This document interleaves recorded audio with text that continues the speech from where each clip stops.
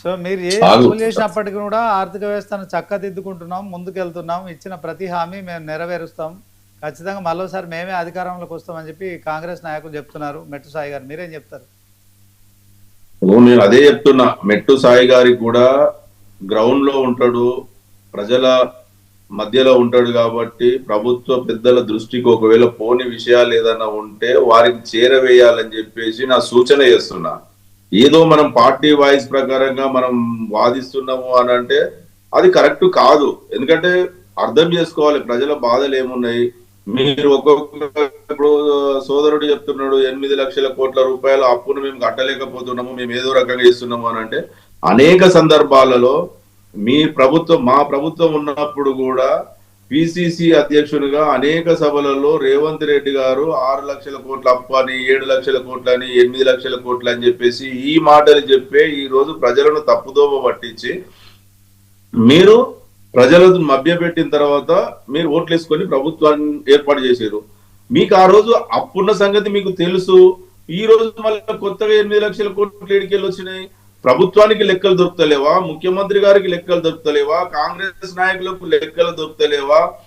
పార్లమెంటులో BJP MP అడిగిన లెక్కలకు తెలంగాణ రాష్ట్రం కేసీఆర్ గారి ప్రభుత్వంలో ఎంత అప్పు చేసింది అని అంటే 4 లక్షల కోట్ల రూపాయలు అప్పు చేసిందని చెప్పేసి కేంద్ర ప్రభుత్వం రిజర్వ్ బ్యాంకు లెక్కల ప్రకారంగా లెక్కలు చెప్పినాక కూడా మళ్ళీ చెప్పిన అబద్ధపు మాటలే మళ్ళీ ప్రజలను తప్పుదో పట్టియడం కోసం ఇలా చెప్పితే ప్రజలు ఏ విధంగా నమ్ముతారు కాంగ్రెస్ పార్టీ వారిని? ఒక్కసారి యాదగిరి గారు అప్పల విషయం కాసేపు పక్కన పెడదాము. మీరు అధికారంలో ఉన్నప్పుడు ఇప్పుడు సాయి గారు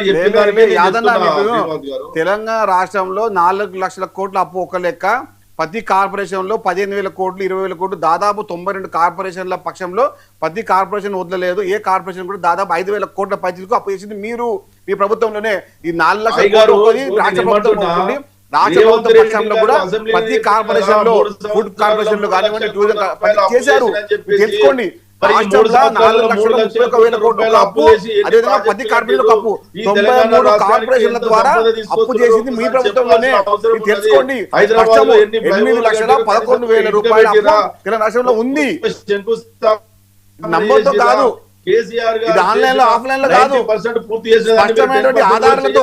ఇబ్బందులు పడుతున్న తెలంగాణ రాష్ట్రంలో కాళేశ్వరం అని చెప్పి 37,000 కోట్ల ఉద్యోగం ఉంటే దాని బడ్జెట్ 1,06,000 కోట్లు ఎవరు? మీరిచ్చిన హామీలు నిలబెట్టుకోండి. హామీల కోసం పనిచేస్తుంది మేము, మీరిచ్చిన హామీల కోసం పనిచేస్తుంది కాంగ్రెస్ పార్టీ, పనిచేసింది బీఆర్ఎస్ పార్టీ.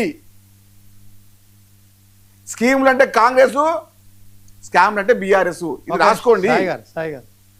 సార్ కోటేశ్వరరావు గారు, ఇప్పుడు కాంగ్రెస్ పార్టీ అంటే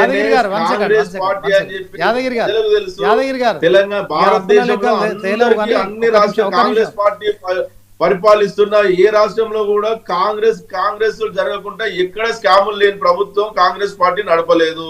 ఈ రోజు మళ్ళా మీరు గొప్పలు చెప్తే ఎట్లా చెప్పండి? ఈ రోజు ప్రభుత్వం మీ చేతిలో ఉంది. అనేక విచారణలు చేపట్టారు కదా, ఎక్కడైనా ఏదైనా తీసుకోండి. అప్పుల లెక్కలు తేలవు. కాసేపు పక్కన పెడదాం, ఒక్క నిమిషం ఆగండి. సార్ కోటేశ్వరరావు గారు, తెలంగాణ సీఎం రేవంత్ రెడ్డి ఇంజనీరింగ్ గ్రాడ్యుయేట్లను పట్టుకొని క్రిమినల్ వేస్ట్ అని